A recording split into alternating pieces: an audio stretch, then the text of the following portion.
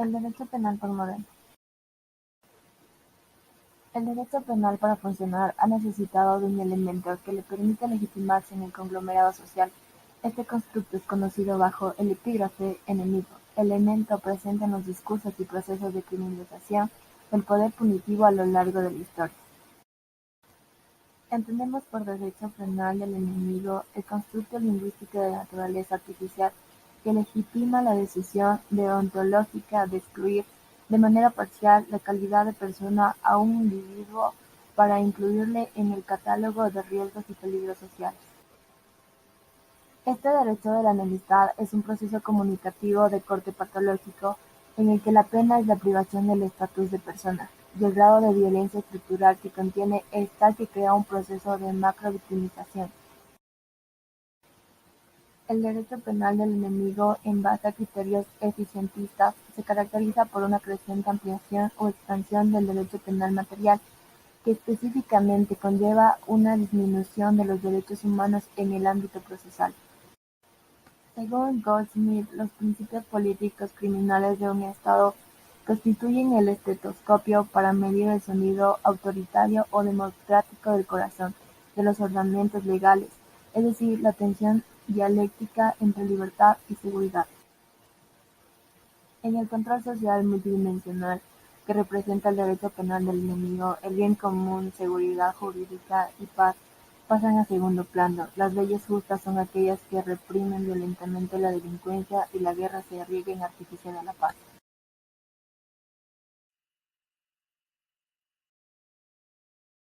En el derecho penal del enemigo encontramos también la genealogía del derecho penal de la enemistad, donde entendemos por genealogía las fuerzas históricas en que su enfrentamiento hicieron posible la cultura, su forma de vida y los mecanismos de poder que activan las normas jurídicas. En México contemporáneo aparece un personaje muy importante como lo es el presidente Juárez. Era el encargado de legislar e interpretar el universo jurídico en uso de sus facultades extraordinarias.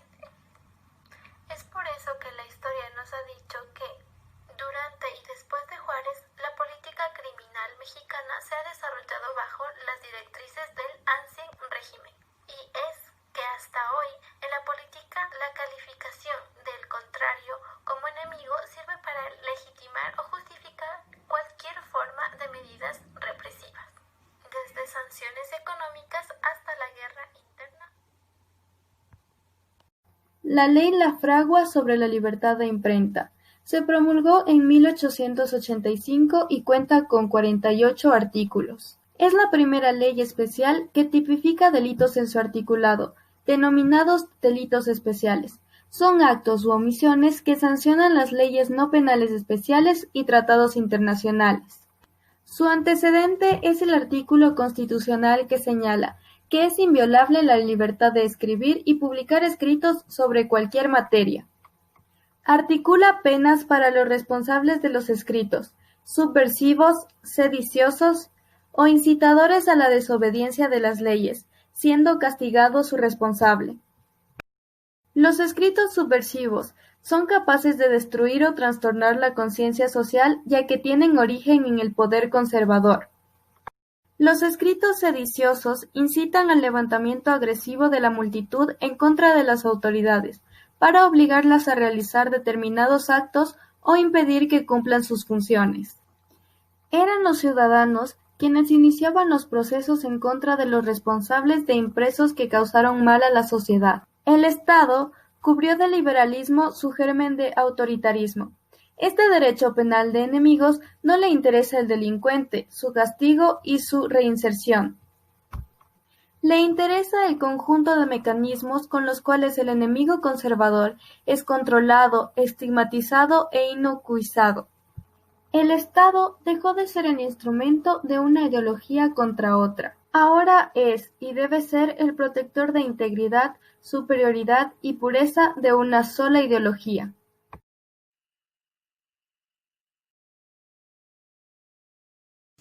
Ley Ruiz de nacionalización de los bienes eclesiásticos.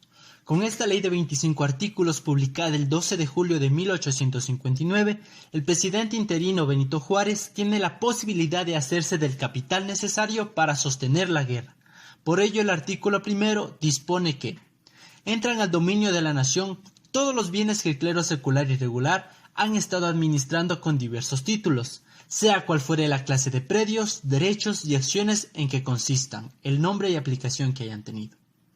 A su vez, el artículo tercero es la declaración formal de la transición del Estado confesional al Estado laico. Al establecer, habrá perfecta independencia entre los negocios del Estado y los negocios puramente eclesiásticos. El gobierno se limitará a proteger con su autoridad el culto político de la religión católica, así como el de cualquier otra. Considerando este preámbulo, por su parte, el artículo 23 previene una prescripción propia del derecho penal del enemigo en los siguientes términos. Todos los que directa o indirectamente se pongan o de cualquier manera enerven el cumplimiento del mandado en esta ley serán, según el gobierno, considerados conspiradores. Dentro del presupuesto de los delitos políticos, conspiración es la reunión de personas destinada a la comisión de un delito político, o con mayor exactitud, la acción de unirse secretamente algunos contra su superior o el soberano. De lo anterior se desprende que la conspiración es un delito de corte político, cuyo bien jurídico tutelado es la seguridad de la nación. Algunos de estos delitos son traición a la patria, espionaje, sedición, motín, rebelión, terrorismo o sabotaje. Este es un delito doloso de resultado formal en que no es configurable la tentativa. El sujeto activo puede ser cualquiera y el pasivo la nación. De esta interpretación se deduce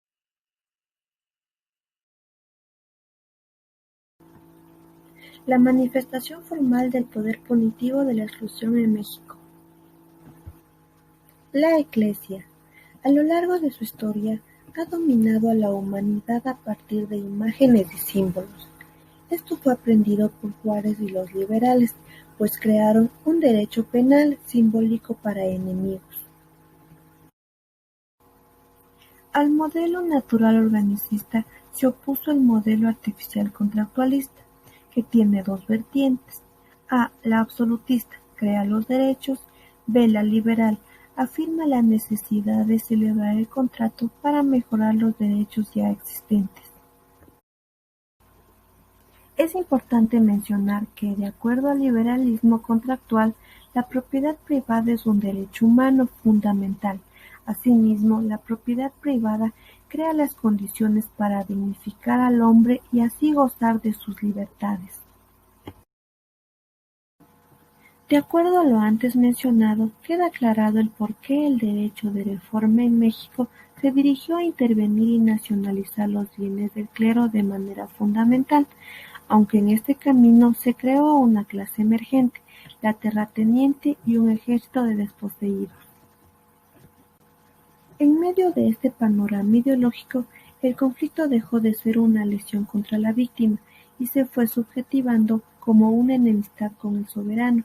Así, la guerra como Estado tiene como protagonistas a la sociedad y a los enemigos de ésta, fabricados por el poder dominante.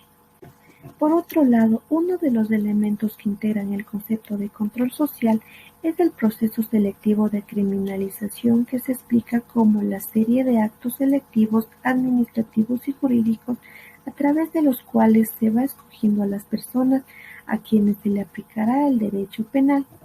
El proceso de criminalización tiene dos vertientes. Primaria, consiste en la selección de bienes para protegerlos con una pena al formular la descripción legal de un delito. Secundaria, que implica la elección de determinados individuos para que sean destinatarios de la norma y pena correspondiente. De lo anterior se colige que el delito es fabricado por los sujetos que ejercen el poder en contra de los que no lo tienen, a partir de los procesos selectivos de criminalización primaria y secundaria. Por tanto, el derecho penal y su consecuencia el enemigo tienen un origen ontológicamente político.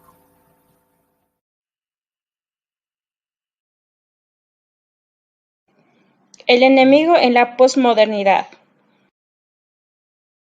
La delincuencia puede ser dividida en dos grupos: delincuencia desorganizada y delincuencia organizada. Delincuencia desorganizada. Durante años, el enemigo del poder fue el delincuente desorganizado que orientaba sus acciones a exhibir las contradicciones del sistema y aquel que se atrevía a profanar con actos burdos la propiedad privada. Delincuencia organizada. Cuando 3 o más personas se organicen de hecho para realizar, en forma permanente o reiterada, conductas que por sí o por unidas a otras tienen como fin o resultado cometer alguna o algunos delitos. Los delitos sancionados son terrorismo, acopio y tráfico de armas, tráfico de indocumentados, tráfico de órganos, corrupción de personas menores de 18 años de edad o de personas que no tienen capacidad para comprender el significado del hecho o de personas que no tienen capacidad para resistirlos, como también de la trata de personas. Los preceptos citados son del tenor siguiente: se impondrá prisión de 10 a 25 años y de 100 hasta 500 días multa al que produzca, transporte, trafique, comercie, suministre, aun gratuitamente o prescriba algunos de los narcóticos. Así también al que introduzca o extraiga del país alguno de los narcóticos. También los que realicen actos o publicidad o propaganda para que se consuma cualquier tipo de sustancias.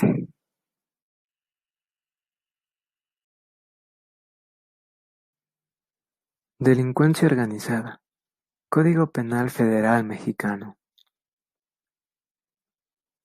La delincuencia organizada es la actividad delictiva de un grupo estructurado de personas que actúa con el propósito de cometer uno o más delitos que se encuentran tipificados. Elementos de la delincuencia organizada.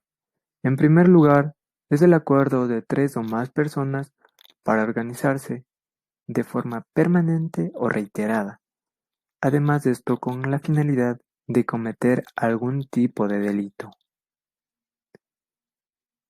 Los cárteles de la droga en México presentan características de delincuencia organizada, lo que conlleva a preocupaciones estatales y sociales, y por lo tanto se encuentran vinculadas a actividades de narcotráfico. Los cárteles de la droga que operaban en territorio nacional en primer lugar se consideraban que eran 7, hasta que posteriormente un estudio determinó que verdaderamente se tratan de 28 cárteles. Atomización de cárteles. Son responsables de la violencia que vive el país de México. Los narcos consiguen armamento mucho más letal e incitan a que las autoridades colaboren con estos, y los capos son rápidamente sustituidos.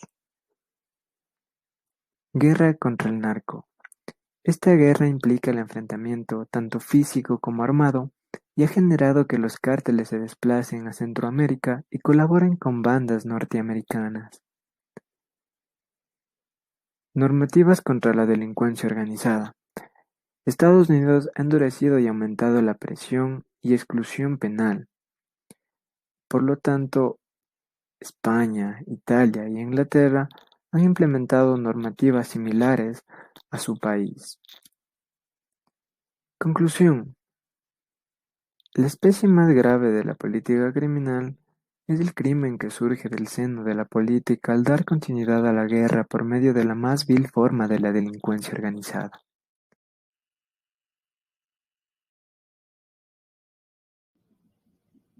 El enemigo en la política criminal. Entendemos por política criminal del enemigo las acciones que construyen un mecanismo de poder penal que legitiman la posibilidad de excluir de manera parcial el carácter de persona a un sujeto para incluirle en el catálogo de peligros y riesgos sociales. Esto implica que el ciudadano deja de ser persona para ser un simple peligro y es dable minimizar su catálogo de derechos fundamentales penitenciarios y anticipar la punibilidad a los actos preparatorios. La historia de la política criminal es la historia de la excepción, es decir, la generalidad determinó que era necesario un instrumento que oponera al Estado para que sus actos no fuesen arbitrarios. Este instrumental lo conocemos bajo el nombre de derechos humanos. La guerra es la que constituye el motor de las instituciones y del orden, hasta en sus mecanismos más ínfimos hace sordamente la guerra. Estamos entonces en guerra los unos con los otros. Un frente de batalla atraviesa toda la sociedad, poniendo cada uno de nosotros en un campo o en otro. No existe un sujeto neutral. Esto permite comprender el porqué los valores tradicionales jurídicos, justicia, seguridad jurídica, bien común y paz, no constituyen la esencia del derecho. Al desenmascarar la violencia política que se ha ejercido de manera oculta por el derecho, se colige que la idea de justicia en sí es una idea que ha sido inventada y puesta a funcionar en diferentes tipos de sociedades como instrumento de cierto poder político y económico. Pero creo que en todo caso el concepto mismo de justicia funciona dentro de una sociedad de clases como una demanda de la clase oprimida y como justificación de la misma.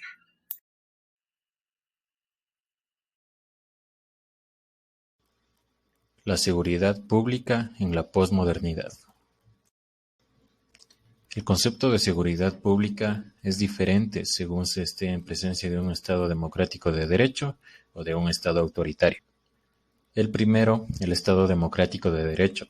La seguridad está llamada a servir a la protección de los derechos humanos.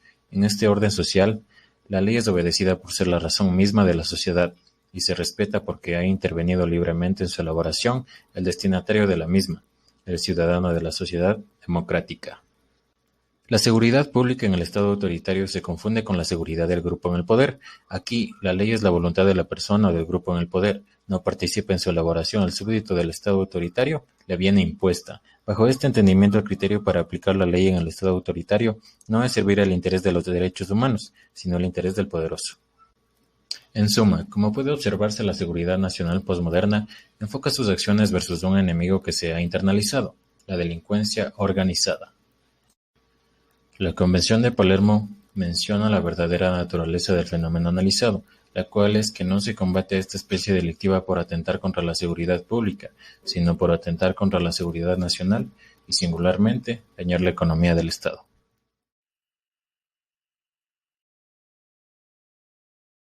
Capítulo tercero. Derecho penal del enemigo entre la seguridad pública y seguridad nacional.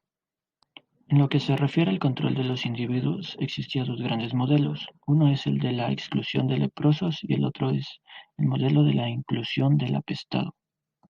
Es decir, estamos en presencia de un mecanismo de poder que se ejerce sobre las personas a efecto de establecer, fijar, dar o asignar sitios o lugares para definir presencias. Como puede ver, la reacción ante la lepra es de corte negativo, mientras que la reacción ante la peste es de naturaleza positiva. El derecho y la guerra legítima por la seguridad pública. Menciona que todo malhechor, al atacar el derecho social, se convertirá por sus delitos en rebelde y traidor a la patria. Cesa de ser miembro de ella al violar sus leyes y le hace la guerra. Por lo tanto, la conservación del Estado es entonces incompatible con la de él. Es preciso que uno de los dos perezca, y al aplicar la pena de muerte al criminal, la patria lo hace más como un enemigo que como un ciudadano. Con respecto a la seguridad pública, menciona que los discursos políticos han sustituido este tema por los vocablos justicia, bien común, seguridad jurídica y paz, y las largamente esperadas leyes justas son anunciadas como el medio eficaz para reprimir la delincuencia.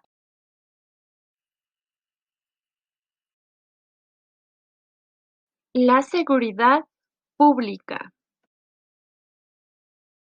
es una función a cargo del Estado que comprende la prevención de los delitos. Además, comprende la investigación y persecución para hacerla efectiva, así como la sanción de las infracciones administrativas. La actuación de las instituciones de seguridad pública regirá por los principios de objetividad, legalidad y eficiencia. Las instituciones de seguridad pública serán de carácter civil, disciplinado y profesional. Según Cruz, La seguridad pública hace referencia a la protección que se genera a través de los mecanismos de control penal y del mantenimiento de la paz pública. Los elementos que funcionalmente definen a la seguridad pública son valores jurídicos reconocidos por el doctrinario Gabriel García Maínez, en lo que respecta a valores fundamentales para el ser humano.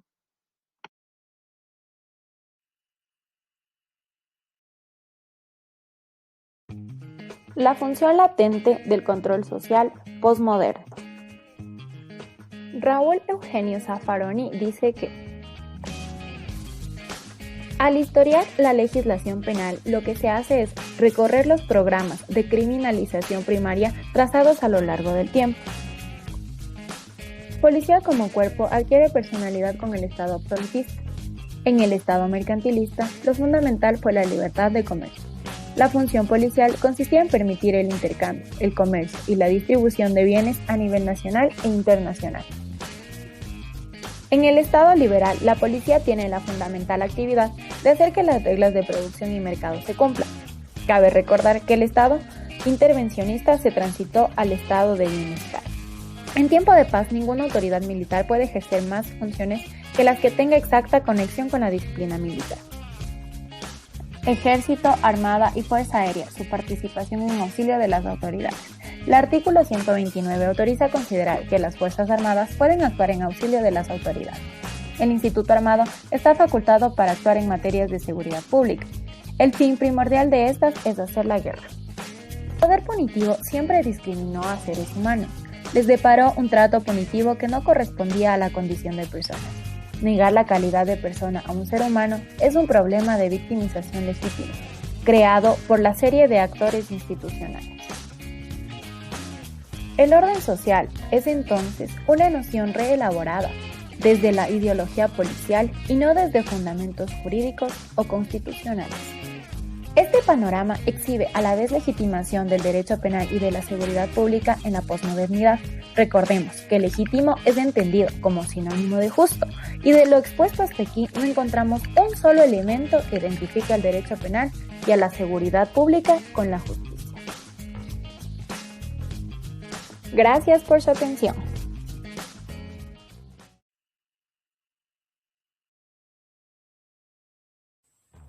El enemigo en la victimología. Desde el principio de los tiempos, la persona se ha caracterizado por la individualidad, el egoísmo y la apatía.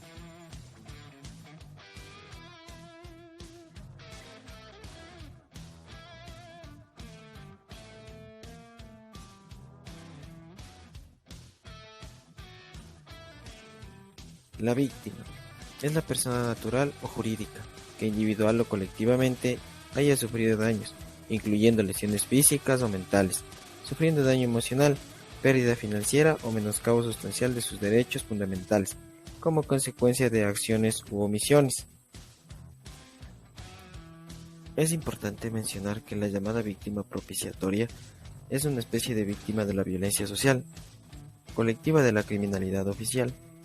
Como se puede observar, la víctima propiciatoria tiene su origen en la mecánica de inclusión y exclusión, a partir de la posibilidad de estigmatizar y ser estigmatizado. La víctima propiciatoria.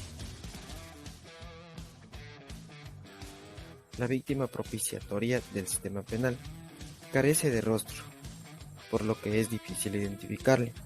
Así no existe fiabilidad en los actos que se realizan en contra del enemigo, pues esto se basa en un acto de poder y no en uno de justicia.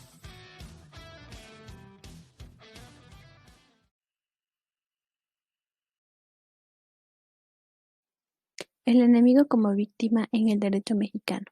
La reforma del 18 de junio del 2008. El proceso de victimización que se crea a partir del Decreto de Reformas Constitucionales en materia penal reduce el catálogo de derechos fundamentales del gobierno al legitimar el arraigo del cuerpo. En tanto entre en vigor el sistema procesal acusatorio, los agentes del Ministerio Público podrán solicitar el arraigo domiciliario. El artículo 16 constitucional se define a la delincuencia organizada como una organización de hecho de 3 o más personas para cometer delitos en forma permanente o reiterada, en términos de la ley de la materia. El artículo que se comenta está en el rubro de los derechos humanos y sus garantías, y no se comprende cuál es el derecho público subjetivo en materia de seguridad jurídica. Es tal el abuso y vulneración de derechos fundamentales que se cometen la figura del arraigo en la Ciudad de México. La flagrancia dispone dos cuestiones: 1. La comisión del hecho delictivo en relación con las formas de consumación del delito, y 2. Inmediatamente, como el lapso de tiempo comprendido entre el momento de la ejecución del delito y el de la detención, el que podrá realizarse en minutos, horas o incluso días. En el artículo 17 constitucional se habla del proceso oral, pues las sentencias que pongan fin a tales deberán ser explicadas en audiencia pública, previa citación de las partes, y las disposiciones que contemplan el proceso penal acusatorio y oral que se rige por los principios de publicidad, contradicción, concentración, continuidad e inmediación. El artículo 18 constitucional establece que tratándose de la reclusión preventiva y la ejecución de sentencias en materia de delincuencia organizada, se destinarán centros especiales. Asimismo, se incomunica a los procesados y sentenciados de la delincuencia organizada por parte de la autoridad penitenciaria. La actuación de las instituciones de seguridad pública se regirá por los principios de legalidad, objetividad, eficiencia, profesionalismo, honradez y respeto a los derechos humanos reconocidos en esta Constitución.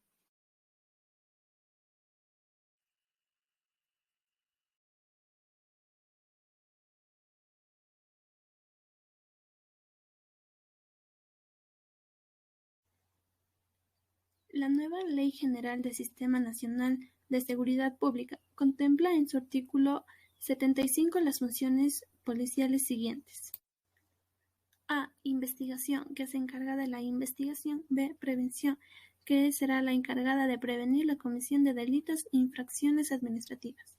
C. Reacción, que será la encargada de garantizar, mantener y restablecer el orden y la paz pública. Informe policial homologado contendrá: A. Nombre y apodo del detenido. B. Descripción física del detenido. C. Motivos, circunstancias personales, lugar y hora en que se haya practicado la detención. D. Nombre de quienes o quienes hayan intervenido en la detención. E. Lugar a donde será trasladado el detenido.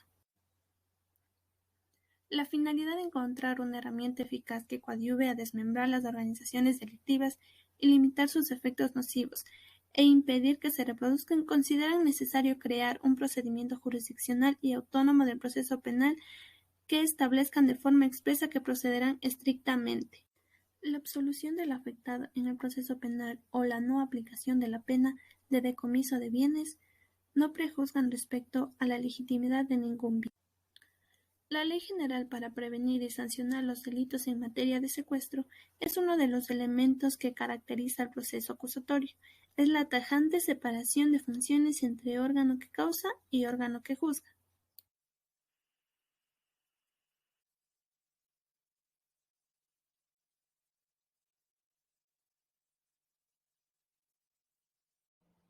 La Ley General para prevenir y sancionar los delitos en materia de secuestro fue publicada el 30 de noviembre de 2010, haciendo énfasis en los elementos que caracterizan al proceso acusatorio, es decir, en la tajante separación de funciones entre órgano que acusa y órgano que juzga. En el artículo segundo menciona que los poderes judiciales de la Federación ordenarán de oficio el desahogo de las pruebas necesarias, así como todas las medidas que sirvan para el mejor desarrollo de los procesos penales de su competencia, y garantizando la libertad, seguridad y demás derechos de las víctimas. El proyecto de la Ley de Seguridad Nacional. Voltaire menciona: la razón de Estado no es más que una palabra inventada para servir de excusa a los tiranos. Basándose en el Estado de Derecho, que recibe al Estado como un medio justificado por sus multas de tutela de los derechos fundamentales de los ciudadanos y vinculados a los poderes a reglas constitucionales. El Código de Justicia Militar. Se sancionará con pena de prisión de 15 a 70 años y bajas de la Fuerza Armada a la que corresponda en caso de que utilice la fuerza, embarcación, aeronave o cualquier otro bien o recurso que tenga bajo su cargo o proporcione a cualquier miembro de la delincuencia armada información verídica u obstaculice las acciones de las Fuerzas Armadas en contra de cualquier miembro de la delincuencia organizada, o en caso de que facilite o altere un documento que contenga información relativa a las operaciones de las Fuerzas Armadas. Conclusiones. Victimización primaria son las consecuencias inmediatas de corte físico, moral, económicas y psicológicas experimentadas por una persona como producto de la comisión de un acto tipificado o no como un delito. Victimización secundaria es la experiencia negativa provocada en la misma víctima por los funcionarios públicos de las instituciones del control social formal con motivo de las relaciones procesales y con ocasión de los hechos. Eso es todo, muchas gracias por su atención.